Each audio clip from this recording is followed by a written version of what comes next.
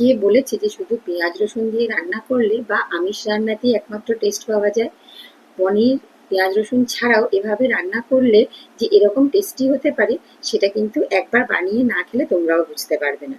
প্রথমে পনিরের টুকরোগুলোকে কিউব আকারে কেটে নিয়ে নুন, হলুদ আর বেসন মাখিয়ে কিছুক্ষণের জন্য রেখে দাও, ওই 10 মিনিট মতন। এদিকে ফ্রাইং প্যানে আমি একটা শুকনো মশলা বানিয়ে নিয়েছিলাম।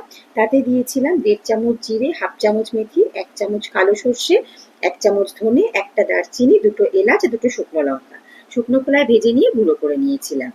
এবার কড়াইতে তেল গরম করে পনিরগুলো ভেজে তুলে নিয়ে আরেকটা মশলা বানিয়ে নেবো। মানে ওই তেলের মধ্যেই কিছুটা আদা, একটা বড় টমেটো, 2-3টে কাঁচা লঙ্কা, কয়েকটা কাজু বাদাম আর কিছুটা সাদা তিল ভালো করে ভেজে নিয়ে একটু ঠান্ডা করে এটার একটা পেস্ট বানিয়ে নেবো। এবার কড়াইতে তেল দিয়ে আর 2 চামচ ঘি দিয়ে এই বাটা মশলাটা দিয়ে বেশ কিছুক্ষণ কষিয়ে নিয়ে নুন, হলুদ, গুঁড়ো করে রাখা মশলা আর 2 চামচ ফ্যাটানো টক দই দিয়ে আরো কিছুক্ষণ কষিয়ে নেব।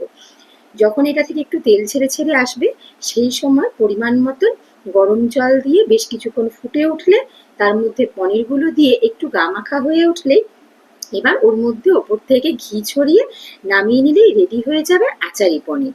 খেতে ভীষণ ভালো লাগে। একবার অবশ্যই ট্রাই করে দেখো এই পেঁয়াজ রসুন ছাড়া পনিরের রেসিপিটা। Thank you.